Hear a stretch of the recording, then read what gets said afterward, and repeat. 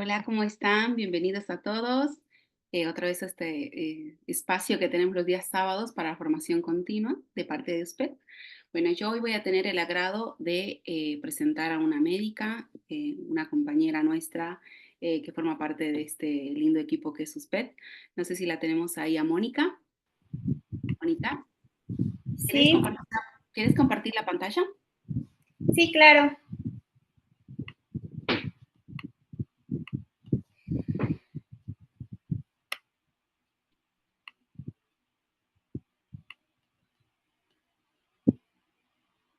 Bueno, perfecto. Ahora les voy a dejar con la doctora Mónica Arrenton. Ella es nefróloga pediatra de la Universidad Nacional Autónoma de México y actualmente se desempeña laboralmente en el Hospital de Niño Morelense. Bueno, Mónica, te dejo acá con este lindo público. Muchas gracias. Buenos días a todos. Bienvenidos a otro sábado de USPED. En esta ocasión voy a compartir con ustedes una charla breve, pero que abarca los puntos importantes de una enfermedad que eh, actualmente está siendo ya más detectada en la edad pediátrica y que hay algunos puntos importantes en cuanto al POCUS que hacen justo una herramienta de muchísima ayuda para detectar este tipo de problemas. Entonces, el día de hoy vamos a hablar de POCUS y de litiasis renal.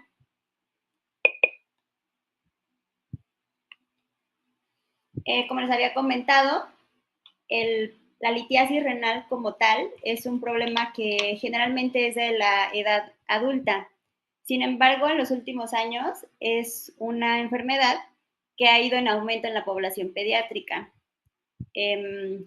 No sé cómo sea la experiencia en sus países, pero al menos aquí es una enfermedad que cada vez incluso hasta parece una enfermedad endémica de algunas zonas, justo porque tiene muchos factores en los cuales participan para que se forme un cálculo renal.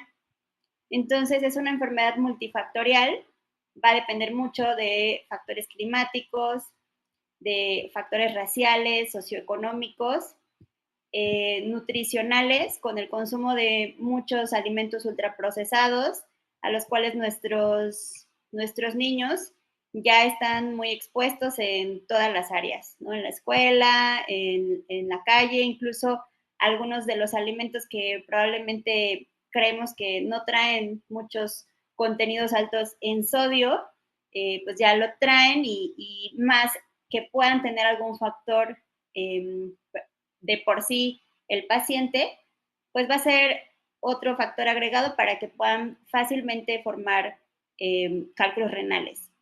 Uno de los aspectos más importantes es el factor genético, ya que es como el que tiene más peso en los padres de los niños que tienen antecedentes con litiasis renal.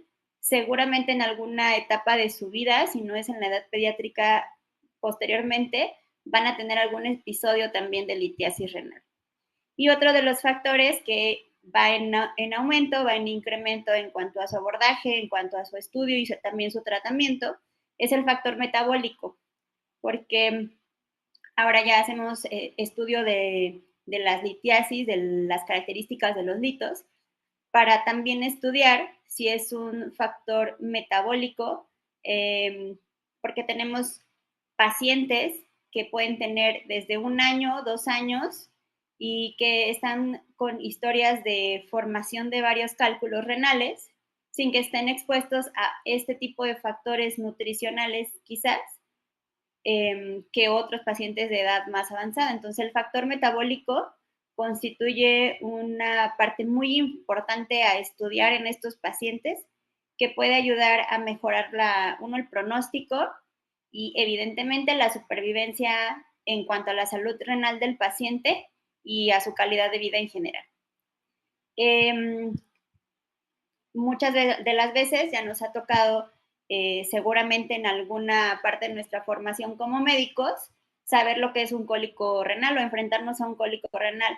Sin embargo, en el caso de los niños, hay sintomatología que no específicamente es de la vía urinaria y por lo tanto algunos pueden pasar desapercibidos. Hasta el 15 al 45% de los niños permanecen sin diagnosticar por algunos síntomas muy inespecíficos que puede ser desde irritabilidad. Muchas veces, intencionadamente hay que preguntarle a los padres si pueden ellos encontrar arenilla en la uresis o incluso alguna piedrita que hayan arrojado, que hayan estado con un periodo de irritabilidad que después de la micción haya mejorado. Y a veces los papás no se dan cuenta de este tipo de síntomas e incluso hay también reportes que en lo que conocemos como el cólico del lactante, si no encontramos alguna causa hay que hacerle un ultrasonido renal porque puede estar formando pequeños litos ya desde la etapa lactante. Entonces, hace que esta enfermedad, aparte de que no sea lo primero que pensemos en un niño y sobre todo en un lactante, pues nos confunda mucho por su sintomatología. Como ya les dije, la predisposición genética va a formar uno de los factores más importantes, ya que hay una alta incidencia de una historia familiar de litiasis, que va a ser pues que sea una de las cosas que tengamos que preguntar de primera instancia a los padres. Y es una de las enfermedades que es uno de los factores más importantes posteriormente en la etapa de adultos jóvenes de estos pacientes. Pacientes que desde niños han tenido muchas intervenciones urológicas y que desafortunadamente como adultos jóvenes llegan ya con un grado de enfermedad renal crónica y que incluso con alguno de los riñones excluidos por la formación de estos litos. Entonces, como ya les dije, la sintomatología puede ir como no solamente estos dolores agudos o la hematuria en una ocasión, en una micción, que es común cuando ya está con una urgencia, sino como estar interrogando también en los antecedentes de infecciones urinarias de repetición, la disuria, dolores de larga evolución y sobre todo pues tener en cuenta que esta sintomatología es muy inespecífica en los niños más pequeños e incluso pues aquellos asintomáticos, ¿verdad? Que puedan llegar por alguna otra causa a la valoración médica y que por alguna razón se les solicite un ultrasonido abdominal y como hallazgo, al menos hasta el 10% solamente se diagnostican porque se les tomó un ultrasonido renal. En la radiografía de abdomen va a ser una herramienta que es conocida como para detectar este tipo de enfermedades. Sin embargo, pues solamente va a considerar aquellos cálculos que son radiopacos, por lo tanto es un estudio que no tiene una buena sensibilidad y especificidad para este diagnóstico. Es importante entonces saber que la utilidad del POCUS va a tener, obviamente va a depender del operador, pero va a tener una gran utilidad al ser un estudio que pueda ser desde que el paciente llega con un cólico renal de urgencia, que pueda tener hematuria, que pueda ayudar y a detectar si hay una obstrucción en ese momento y que incluso pues no es raro encontrar algún paciente que ya tiene una lesión renal aguda que necesita una terapia de sustitución y que finalmente el diagnóstico era una obstrucción por un lito. Entonces, es de gran utilidad desde urgencias, pero también en el seguimiento de aquellos pacientes que puedan estar con este padecimiento de manera crónica sin tener como tal una obstrucción y así como también aquellos pacientes que se encuentran bajo tratamiento médico para prevenir la formación de cálculos posteriormente en el seguimiento del mismo. En cuanto a la detección por POCUS, es de importancia saber que va a depender también del tamaño de la piedrita. Entonces, aquellos pacientes que tengan piedras menores de 3 milímetros, la detección es muy difícil. Sin embargo, pues la gente que ya tiene más experiencia, obviamente también depende mucho del equipo, pero sí se pueden detectar litos muy, muy pequeños. Aquellos que van a medir más de 5 milímetros, pues ya tienen un alto porcentaje de sensibilidad y una especificidad que casi llega al 100%. Aquellos que miden 8 milímetros no resuelven de manera espontánea, pero sí aquellos que son menores de 5 milímetros, casi todos, hasta el 80%, pueden resolver de forma espontánea, tener algún episodio de dolor, de hematuria, y que posteriormente en el estudio, en el POCUS, al momento de realizarlo, ya no encontremos ninguna piedra. Y es importante, en cuanto a esta evaluación, saber que hay 3 zonas en donde se pueden atorar los litos. Y sobre todo, pues aquellos litos que van a medir entre 1 y 5 milímetros, que van a ser la unión ureteropiélica, la unión en donde el uréter cruza los vasos ilíacos y la unión ureterovesical. Por lo tanto, tomando en cuenta lo anterior, el POCUS se ha convertido en una técnica que es de gran utilidad debido a que es inocuo, es de bajo costo, es reproducible y que es perfeccionable porque pues podemos incluso hacernos poco a poco más expertos o más diestros para poder detectar aquellos pequeños litos y sobre todo para nosotros como pediatras, hablando de pacientes que todavía no sean tan cooperadores para realizar el estudio, pues es un estudio que haciéndolo entre más lo puedas hacer, te va a ayudar para mejorar el pronóstico, sobre todo de aquellos más pequeños. Por lo tanto, también es altamente eficaz, como ya vemos en algunas pláticas anteriores, para muchas de estas alteraciones renales y facilita que para el nefrólogo y para el nefrólogo pediatra ahora forme parte de hacer una mejor evaluación integral del paciente. En cuanto a esta evaluación, es importante también hablar que nos podemos enfrentar a la hora de evaluar a un paciente que tenga este problema, pues si tiene una uropatía obstructiva o no. Vamos a dividir a las obstrucciones urinarias de la vía superior y de la vía inferior, dependiendo en dónde se encuentre. Como ya les dije, hay 3 zonas en las cuales es importante saber que son más propensas para hacer una uropatía obstructiva por un lito, que van a ser la unión ureteropiélica, la vesicoureteral y en las valvas posteriores. Cuando hablamos de una evaluación del paciente que tiene un lito, consecuentemente podemos encontrarnos o enfrentarnos a que pues ya tenga el diagnóstico de hidronefrosis. Incluso que lleguen pacientes con una evaluación o a querer ser evaluados por una hidronefrosis y que la causa de la hidronefrosis no es raro que sea un lito. Para fines académicos hay varios grados de hidronefrosis. Esta clasificación pues es una clasificación para dividirla en 4 grados y esta va a tomar en cuenta la dilatación en cuanto a la pelvis con respecto a los cálices. Entonces, el grado 0 no hay dilatación. En el grado 1 hay una leve dilatación de la pelvis. En el grado 2 hay una moderada dilatación de la pelvis con una leve dilatación de los cálices. En el grado 3 la dilatación ya es importante.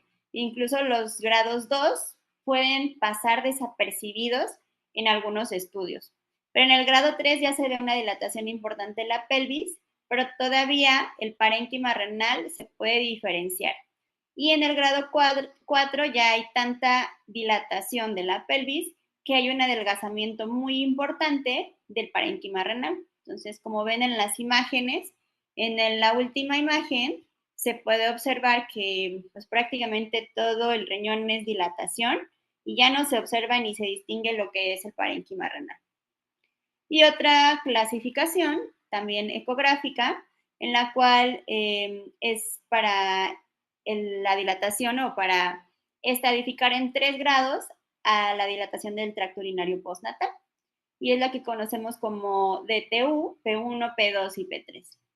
Básicamente va a tomar varios parámetros, pero va a distinguirlo en 3 grupos, que va a ser una dilatación leve, una moderada o intermedia y una severa o elevada. Cualquiera de las 2 clasificaciones es válida al momento de realizar una evaluación de la hidronefrosis. Para nuestra técnica de la evaluación vamos a necesitar un transductor convexo de baja frecuencia para tener una mejor visualización de los planos más profundos. No es, bueno, no es necesario que el paciente esté en ayuno, pero el que esté en ayuno va a evitar que haya interposición del gas intestinal, de preferencia también la vejiga que esté llena. Sin embargo, si no está en ayuno y si no tiene vejiga llena, tampoco es contraindicación para no realizar el estudio. Y vamos a utilizarlo en modo B o en escala de grises. Ya hemos hablado anteriormente de la evaluación renal con POCUS. Si es posible que el paciente sea cooperador, pues podemos posicionarlo en decúbito lateral izquierdo, posteriormente en supino y luego en decúbito lateral derecho, y eso va a permitir que veamos los riñones, ambos riñones en contralateral, la vejiga y pues realizar lo que son los barridos longitudinales y transversos para ver completamente el riñón y la vejiga. En cuanto a la visualización, pues hay que recordar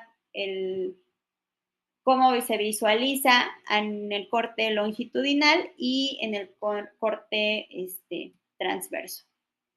Y pues lo que vamos a hacer primero en escala de grises, observar o buscar intencionadamente pues los litos. Los litos pueden ser muy fáciles de apreciar cuando son grandes, como ya habíamos comentado, pero justamente en los niños uno hay que tomar en cuenta aquellos niños que no son cooperadores, aquellos niños que están en urgencias y que tienen mucha sintomatología, y la otra, pues el tamaño que podemos encontrar y que nos puede confundir con la médula renal. Para ser muy didácticos, me gustó esta imagen en la cual se diferencia muy bien la imagen que es hiperecogénica. Tiene que delimitarse muy bien. Aquellas imágenes que nos parecen un poco borrosas pueden todavía caer en la duda si es artefacto, si es otra estructura, si son estructuras vasculares o si realmente es un lito. Generalmente los litos están bien delimitados, están redondos o se ven ligeramente planos, dependiendo desde dónde lo veas. Y lo más importante y que es patognomónico del diagnóstico va a ser la sombra acústica. Y la sombra acústica posterior, pues justamente va a ser una línea anecoica que está después del hito y que se va a generar porque pues no va a permitir el paso del ultrasonido, de las ondas sonográficas y se va a formar, y esto es patognomónico de qué es un lito. Estas son algunas imágenes. En la primera podemos ver justamente que es un lito que se ve bastante grande, que además está bien redondito y que genera sombra acústica posterior. En la siguiente imagen incluso pueden ver en su pantalla superior derecha que primero el riñón se ve un poco dilatado, o sea, las estructuras se alcanza a ver un poco de dilatación y que se ve claramente redondeado la imagen hiperecogénica y que genera sombra posterior. Y en la última es una imagen que nos puede confundir quizás un poco, pero que es importante diferenciarla y para eso nos vamos a ayudar, aparte de la escala de grises, aplicando el Doppler, si es que nos queda duda. Entonces, en la flecha está marcando una imagen que es hiperecogénica, pero que no está bien delimitada. Aparte, en esta imagen, que está bastante didáctica, se ve una doble línea que es hiperecogénica. Sí se ve delimitada, pero no se ve redondeada. Sí genera un poco de sombra posterior, pero a la aplicación de Doppler podemos ver que se trata de una estructura vascular. En las siguientes imágenes, pues también se ve lo que es una dilatación. En la primera imagen, en su pantalla superior izquierda, se alcanza a ver el riñoncito, pero sí se ve dilatado. Incluso ya el parénquima no se distingue todavía, pero no se distingue tan bien. Y en la flecha está marcada una imagen que sí se ve hiperecogénica. Si se dan cuenta, también la médula renal se ve hiperecogénica, pero a comparación de las demás estructuras, esta estructura está redondeada, está bien delimitada y además está generando sombra posterior. En la imagen superior derecha de su pantalla también está algo que nos pueda tener un poco de duda, quizás al inicio de los estudios. Se alcanza a ver el riñón bien delimitado, se alcanza a ver la médula renal, se alcanza a diferenciar el parénquima. Sin embargo, toda la médula parece tener diversas hiperecogenicidades y se ve también sombra que genera sombra acústica. Sin embargo, estas estructuras que se ven más hiperecogénicas no están bien delimitadas. No es raro que nos encontremos, sobre todo en niños más pequeños, en lactantes, en los que puede haber, aparte de la formación de pequeños litos, lo que se conoce como nefrocalcinosis, que puedan tener otro tipo de diagnósticos que tengan pues ya de base, una base metabólica, desde acidosis tubular, hipercalciuria familiar, etcétera. Entonces, estas imágenes que puedan ser múltiples, que no están como tan bien definidas, algunas que sí se pueden llegar a agrupar y verse como placas de un lito como tal y que generen sombra, pues también corresponden a formaciones de pequeños litos, pero es más una nefrocalcinosis. Y en la última imagen, en la imagen de abajo de la pantalla, se ve también, pero está obstruyendo. Es un lito que además toda la estructura renal se ve bastante dilatada. En esta última también es un ejemplo de un riñoncito que se ve bien delimitado. También se alcanza a diferenciar la médula de la corteza, no se ve dilatado, y la médula renal se alcanza a ver más hiperecogénica que el resto. Sin embargo, también se ven algunas otras imágenes que son muy pequeñas, que están alrededor de la corteza y que se ven casi como de la misma hiperecogenicidad que la médula. Y esto corresponde también a nefrocalcinosis o microlitiasis que están en la corteza. Cuando hacemos una evaluación para saber si nos estamos enfrentando a una nefrocalcinosis, lo primero o un punto que nos puede ayudar va a ser buscarlos intencionadamente, tratar de observarlos en la corteza. En la médula, sobre todo en los niños más pequeños, hay que recordar que la médula es un poco más hiperecogénica que en la edad adulta. Por eso es que muchas de las veces pueden llegar muchos niños con estudios que ya nos reportan litos en la médula renal. Pero al hacer la evaluación no están bien delimitados, corresponden a estructuras de la médula renal y sobre todo el signo que tiene que ser de un lito va a ser la sombra acústica. Entonces, estos pequeños litos son pequeñas calcificaciones que más bien están en la corteza, que no están obstruyendo evidentemente, pero que sí pues hay que abordar y que hay que estudiar al paciente. Otro de los aspectos importantes cuando hablamos de litiasis en POCUS va a ser a la utilización del modo Doppler. Y esto va a ser que nos encontramos con un artefacto que se llama centelleo, y esto va a ser porque se produce una alternancia del color que va detrás pues del objeto ecogénico que está estacionado. Al paso del ultrasonido, al chocar con la superficie del hito, va a haber este artefacto. Y este puede depender mucho de la irregularidad de la superficie del hito, de la densidad del hito y de su composición. Incluso aquellos en los que sí se ve este artefacto, se sabe que pueden ser o podemos inferir que puede ser que se trate de oxalatos de calcio, de bihidrato, de fosfato de calcio, porque son los que más lo generan. Y que puede también correlacionarse con el tamaño del hito. Generalmente, pues como ya les dije, son de oxalato de calcio, son mayores de 5 milímetros, y a la aplicación primero puedes visualizarlo con la sombra acústica, y la otra, pues el artefacto que en el modo Doppler se ve como un centelleo del Doppler. Y la última evaluación que forma parte del importante de la evaluación a la hora de saber si hay obstrucción o no es la evaluación del jet ureteral.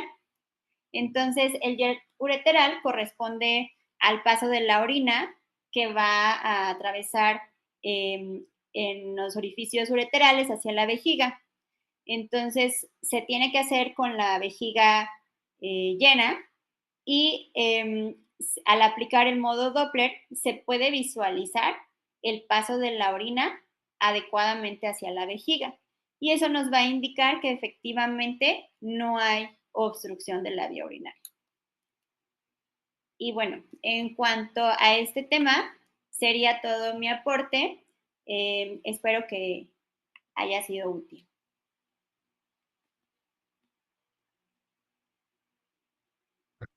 Muchas gracias, Liliana. La verdad que estuvo muy buena la charla. Estuve, cuando estaba pensando que justamente de todo lo que hablabas, creo que el principal reto es el tema de la microlitiasis. Al menos nosotros cuando vienen los pacientes chiquitos, siempre vienen, viste, por consultorio el tema de antecedentes de litiasis de los padres. Eh, es para nosotros muy, muy difícil el tema de los más pequeñitos, sobre todo con la microlitiasis.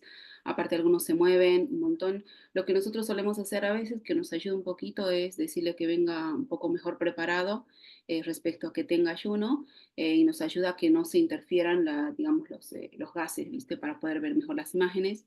Y algo que he visto frecuentemente, no sé si a ti te ha pasado, es que cuando hacemos la valoración y el niño viene con mucha orina en la vejiga, podemos ver ciertas dilataciones que nos suele pasar que porque la vejiga está explotada.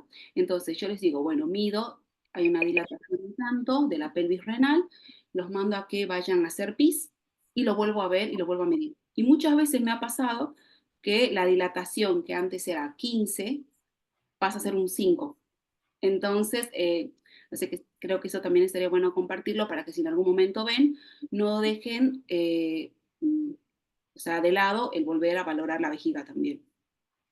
Bueno, a ver, veamos acá si alguien tiene alguna pregunta, algo puntualmente que quisieran preguntar a Liliana, o algún aporte también nos suma, porque creo que de esta manera aprendemos todos y está buenísimo el tema porque la verdad que es bastante subestimado, pero es muy bueno saberlo.